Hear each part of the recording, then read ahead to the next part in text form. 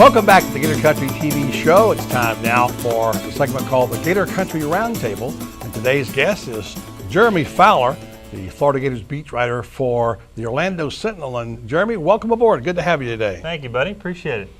Franz, join in here with us on this question too. I was listening to the radio earlier this week when they talked about whether this was the proper storyline over the weekend, whether it was Tim Tebow or the defense. And the commentators saying that we were all gushing over Tim Tebow as opposed to the real story, which was the defense. Jeremy, your thoughts about that? Well, Tim Tebow is just the biggest figure in college football in decades. You can never downplay that story. It's just the way it is. And especially with everybody having a medical opinion in the last 2 weeks, just cracking about whether he should or shouldn't play.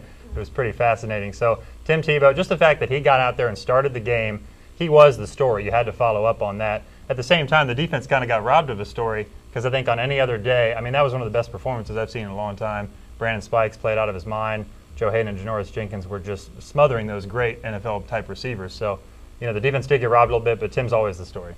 Hard to say whether it was 51 or 1-5, Franz. Both of them had a pretty good game. Oh, yeah. Well, anytime Tim Tebow is on the field, he is a story in himself. I mean, just the fact that he's there, he's going to get the hype, and it doesn't matter whether he does something great or doesn't, because it's a story either way. But that defense, my gosh, the way they're playing, right now I think Florida is as good defensively as anybody in the country, and maybe the best defensive team I've ever seen for the Florida Gators, at least since some of those great Gene Ellenson defenses back in the 60s. Well, and it was a dramatic moment, Jeremy, to see him come out there on the field. We all thought it might happen. We didn't know for sure, but when he steps on the field, frisky jumping around, you had to be kind of enthused by that too, even though you're a hardcore journalist. Well, just that first drive I think was very fascinating because you have a guy who's taken so many hits, and for the last 2 weeks all you've heard is that whether he should or shouldn't play. Then he goes out there, they're on the 4-yard line there to start, and they're running some option plays, and he's trying to run the ball a couple times. He gets hurried, then he gets knocked by Patrick Peterson.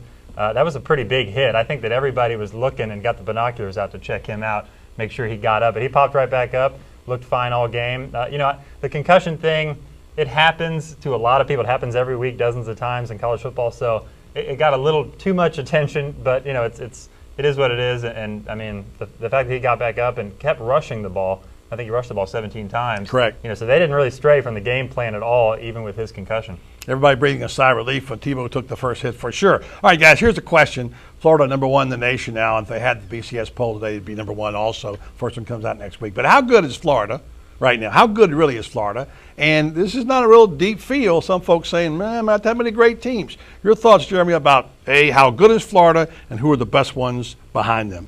I think Alabama could beat Florida if they played right now. I really do, because Florida, I mean, they got the run game going, but Alabama, the way they played Florida last year and then dominated that third quarter, and even though they lost some leaders, I mean, they've put everything back together. They've patched up the holes that they had, and now, I mean, they've just been rolled over Ole Miss, made Jevin Sneed look like a JV quarterback. So I could see that game, if they meet in the SEC title game, I don't think Florida will be contested. I really don't. Watching Georgia, and Arkansas, they got a good offense, but they have the worst defense in the league right now. I think Florida will cruise at this point. Now they've gotten through LSU, but at the same time, I don't know. Alabama's looking good. It's going to be a tough game unless they really get the passing game going more. They're going to have to do that. France folks would argue about Florida in that fourth quarter, played pretty well in that championship game and took that one away. What do you think? Who's better, Alabama or Florida, and who else is good?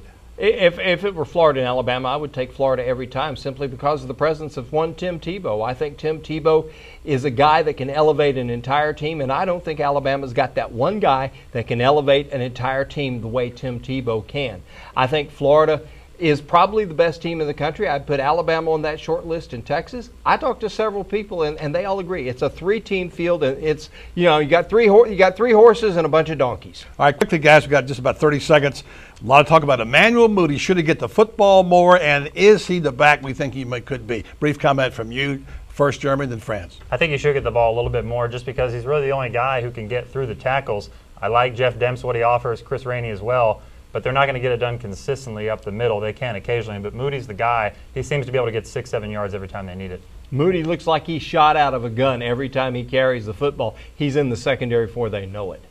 Yeah, Urban Meyer's saying you want to get the ball more to Chris Rainey, get the ball to David Nelson and other guys. Only win football, unfortunately. All right, thanks, Jeremy, for joining us here on the show on the Gator Country Roundtable. And coming up next, we'll have final thoughts and comments on the Gator Country TV show. Gator Country TV airing Saturday at 8:30 a.m. on ESPN2 and throughout the week on Cox Channel 15. Gator Country TV is brought to you by Huntington Learning Center.